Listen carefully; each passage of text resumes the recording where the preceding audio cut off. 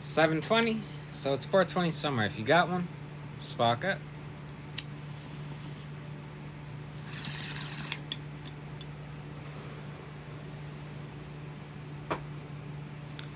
Alrighty, today we have George Carlin politicians.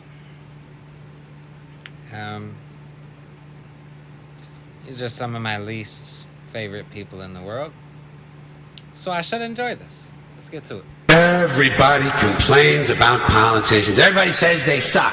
Yeah! Now, there's one thing you might have noticed I don't complain about. Politicians.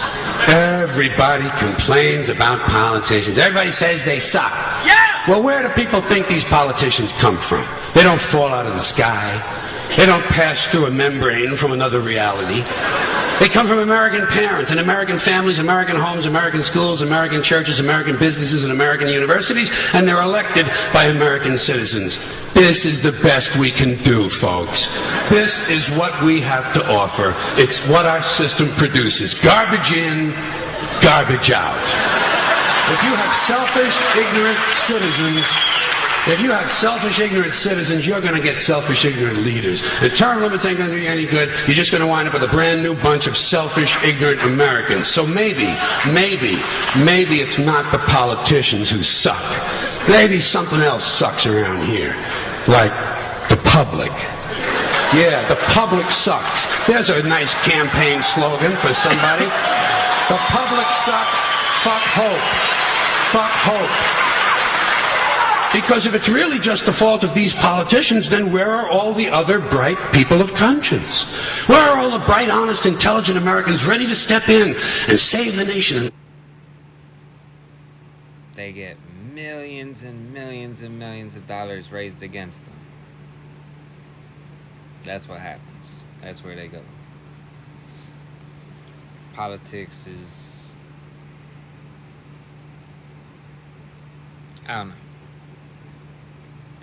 Feels kind of hopeless, because either you're approved by our true ruling class, or you don't get in.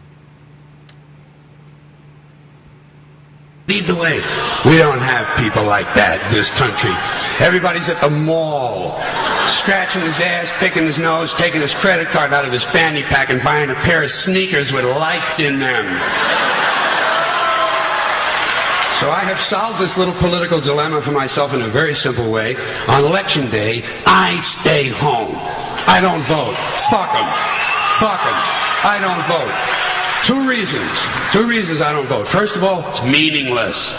This country was bought and sold and paid for a long time ago. The shit they shuffle around every 4 years doesn't mean a fucking thing. The Uniparty. They pretend to have differences on various hot-button issues. Guns, abortion, immigration. But when it comes to it, matters of war, big pharma and the healthcare industry, Wall Street, military-industrial complex as a whole, the Pentagon, surveillance, all these big tech, big multinational corporations, they agree when it comes on everything when it comes to helping them. You know, that's why we get things like with Syria, where we launched 119 cruise missiles. Raytheon stock skyrocketed. And then later leaks by the OCW, the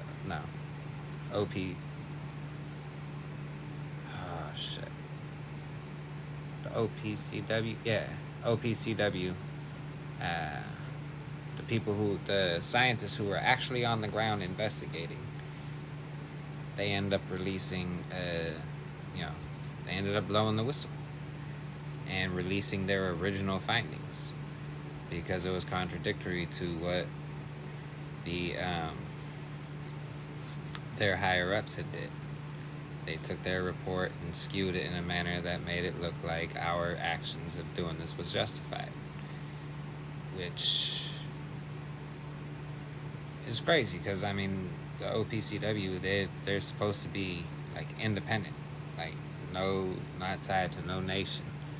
Yet we still had, we still had the pull to make that go down. And again, as I said, Raytheon stock skyrocketed. So it was what, a couple hundred, maybe 100, $200 million that we launched in one night. Those missiles got to get replaced. And secondly, I don't vote because I believe if you vote, you have no right to complain. People like to twist that around. I know. They say, well, if you don't vote, you have no right to complain. But where's the logic in that?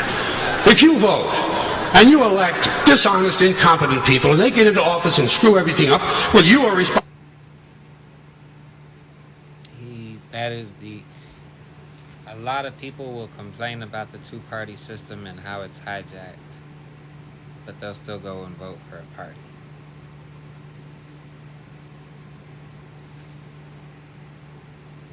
Why?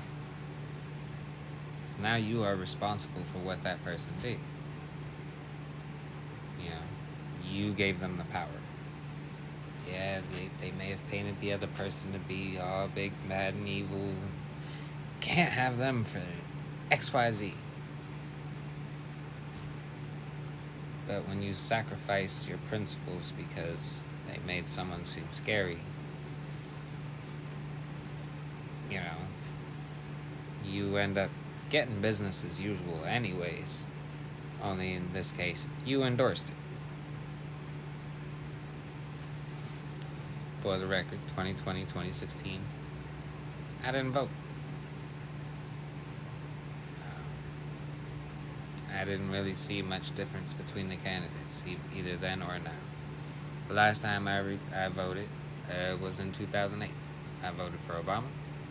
I was young. And about a little bit into his second term, which I didn't vote for that one, that's when I started becoming a little bit more politically aware, and I kind of realized I voted for a war criminal, But let's get to the rest of this. Responsible for what they have done. You caused the problem. You voted them in. You have no right to complain. I, on the other hand, who did not vote, who,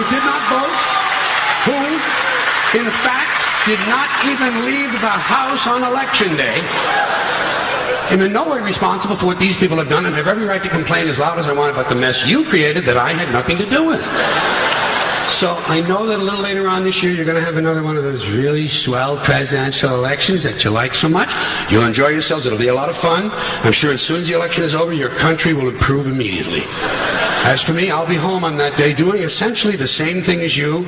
The only difference is when I get finished masturbating, I'm going to have a little something to show for it, folks. Thank you very much.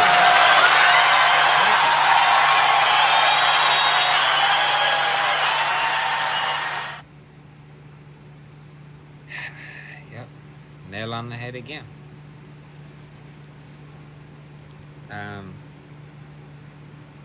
I could be wrong, but I believe I may have seen this one a few years back, or one similar to it. But yeah,